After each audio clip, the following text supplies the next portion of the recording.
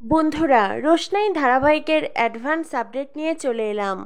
রোশনাই ধারাবাহিকের আগামী পর্বে দেখানো হবে রোশনাই ডক্টরকে বলে ট্রাক ড্রাইভারের কোনো দোষ নেই, আমি নিজেই হয়তো ওদের গাড়িতে চড়েছিলাম।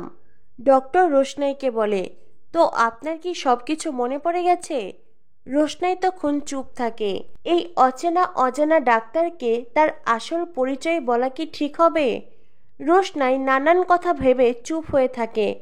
ডক্টর রোশনাইকে বলে, ঠিক আছে ঠিক আছে, আপনাকে আর কোনো কথা বলতে হবে না, এবার চলুন। আর হ্যাঁ, আরও একবার বলছি, আপনি আমার বাড়িতে নিরাপদে থাকতে পারবেন, আপনার কোনো ভয় নেই।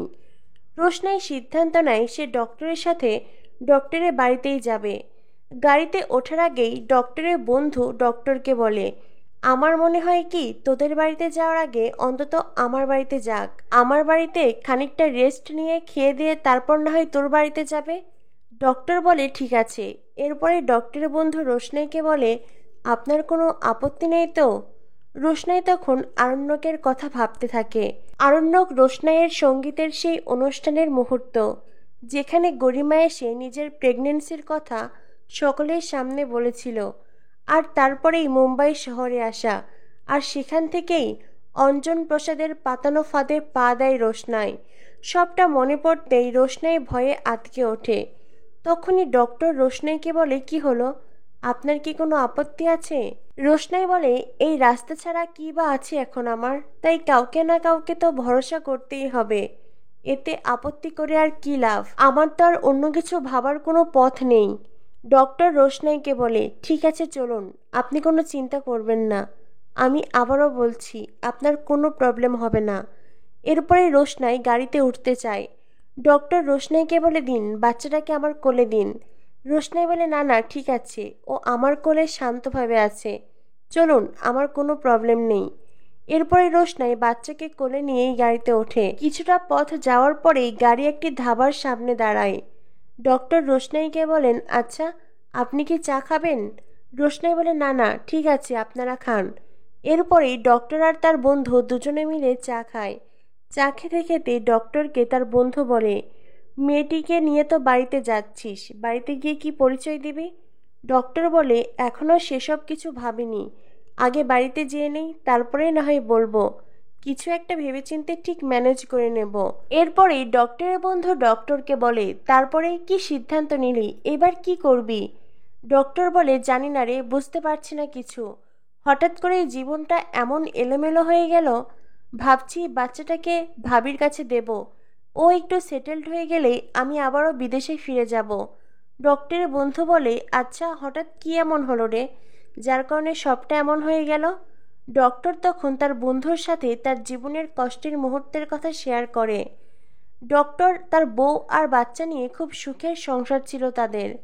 সন্তানের জন্মের কিছুদিনের মধ্যেই তাদের কাছে খবর আসে তার বউয়ের মাসি অসুস্থ। যদিও তিনজনেরই যাওয়ার কথা ছিল, কিন্তু ডক্টরের বউ জানায় সে একাই যেতে চায়। তাই স্বামী সন্তানকে ফেলে সে যে ফ্লাইটে গিয়েছিল সেই দুর্ঘটনায় মারা যায়। আর তারপরেই ছোট্ট বাচ্চাকে নিয়ে নিরুপায় হয়েই দেশে ফিরে আসে ডক্টর। যদিও তাদের বিয়ে ছিল ভালোবাসার বিয়ে, পরিবার থেকে যেই মেয়ের সাথে ডক্টরের বিয়ে ঠিক করেছিল সেই মেয়েকে বিয়ে না করেই বরং পছন্দের মানুষকে বিয়ে করে বিদেশে পাড়ি জমিয়েছিল সে। আর আজ সন্তানকে নিয়েই তার দেশে ফিরতে হলো। যদিও তার পাশে স্থির থাকার কথা ছিল, কিন্তু আজ সে নেই। ডক্টরের জীবনের দুঃখের মুহূর্তের সেই কথাগুলো শুনে বন্ধু বেশ আপসেট হয়ে পড়ে। বন্ধু ডক্টরকে বলে, তো তুই নিজে সেটেলড হওয়ার কথা ভাবছিস না? ডক্টর জানায়, না, এখনও সেসব কিছু ভাবছি না।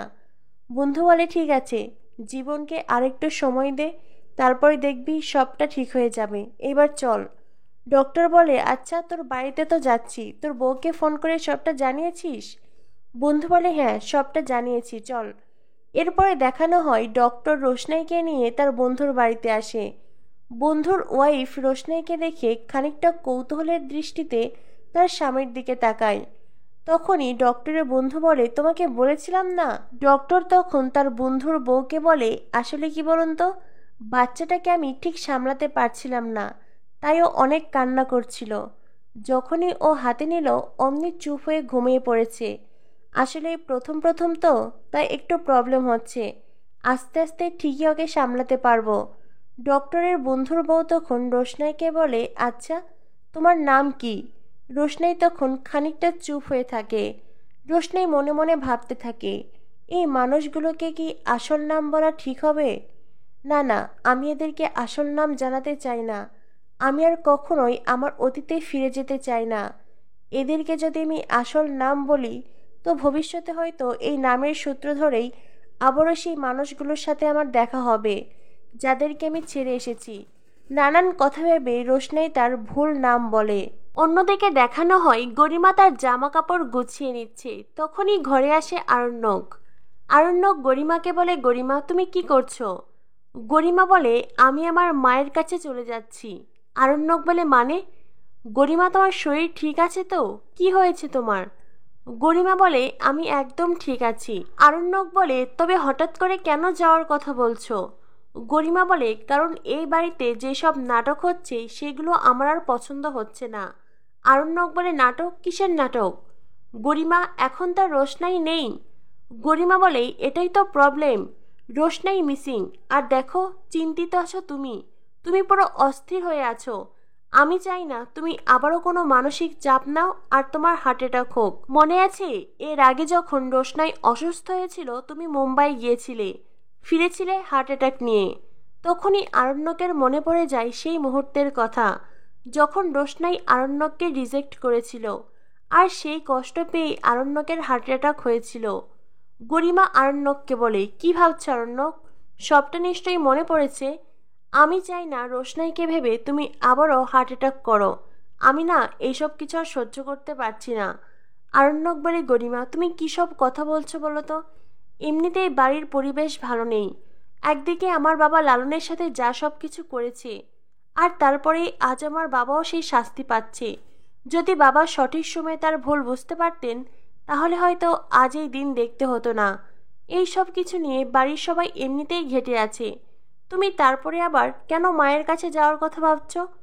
গরিমা বলে, বললাম তো আমার এইসব কিছু আর ভালো লাগছে না। আরণ্যক বলে, গরিমা তুমি আমার বাচ্চার মা হতে যাচ্ছ। আমি চাই না তুমি কোনো মানসিক চাপ সহ্য করো। গরিমা বলে, আমার তো কোনো চিন্তা নেই আরণ্যক। অন্তত এই বাড়ির সবার চাইতে আমি ভালো আছি। আমার না আছে কোনো চিন্তা আর না আছে কোনো মানসিক চাপ। বাড়ির সবাই তো অলরেডি চিন্তা নিয়েই বসে আছে।